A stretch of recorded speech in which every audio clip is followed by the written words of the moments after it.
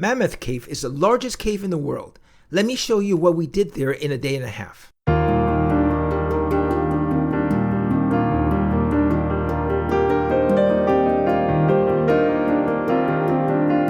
The cave is the main attraction at Mammoth Cave National Park, but there is a lot more to see than just the cave.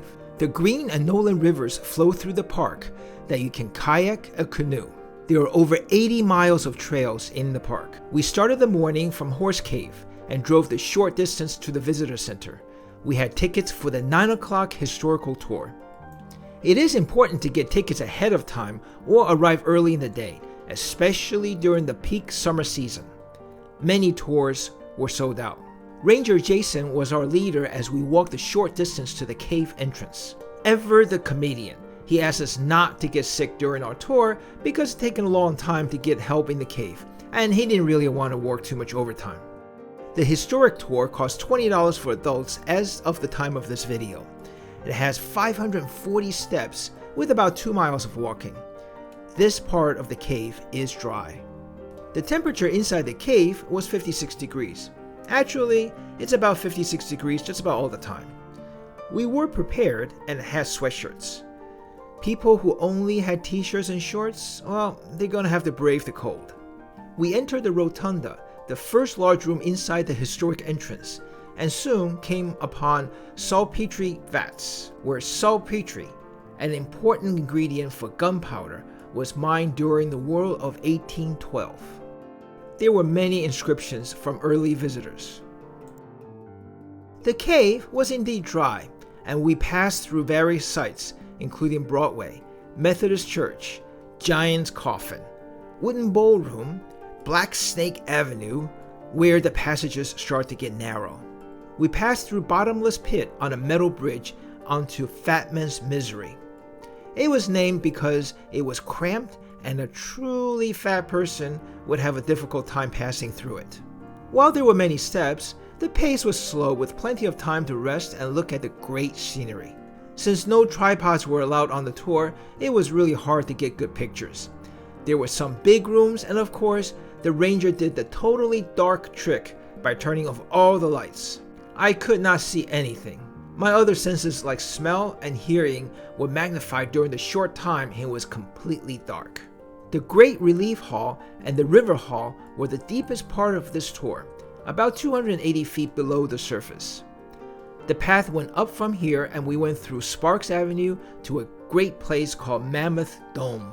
Then the real climb started to reach the exit, 155 stair steps. Butterscotch Falls and Little Bat and Audubon Avenue were the last stops before the tour was complete.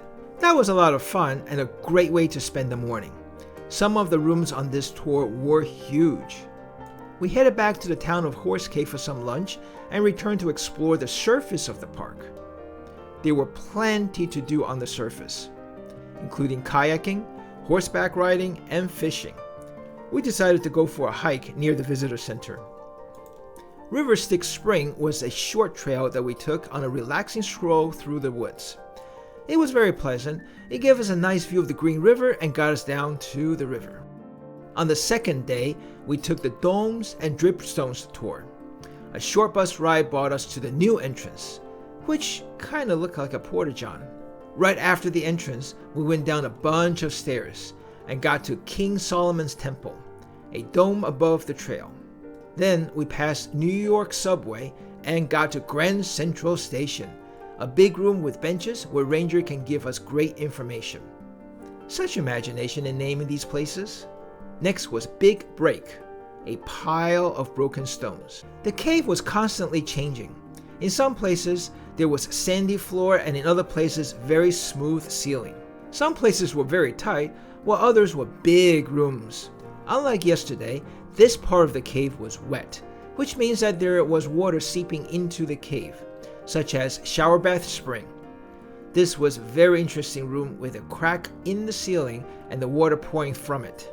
Then we came to the highlight of the tour, the frozen Niagara.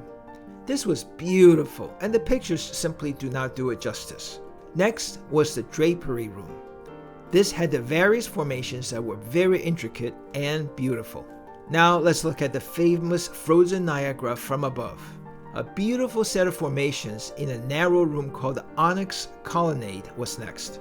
I then passed by Crystal Lake before I headed back out of the frozen Niagara entrance, where the bus picked us up and returned us to the visitor center. This tour was shorter in distance than the historic tour, but takes about the same amount of time due to bus transportation and the large number of stairs. That was a fantastic tour.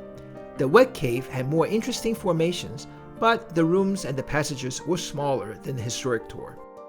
Just like yesterday, we went hiking after the cave tour, this time the Echo River Spring Loop Trail. This was also a nice trail in the woods that led us to the Echo River Spring. Mammoth Cave National Park is a nice place to spend a day and a half. It is the largest cave in the world with 365 miles of passageways surveyed. Geologists think that there are some 600 miles of yet undiscovered passageways. I will leave that up to the other people to explore. We are on our way to visit all the national parks in the United States. Follow along by hitting the subscribe button below. Hit the notification bell so you know when a new video is released. Give it a thumbs up if you like this video, and please share it with everybody that you know.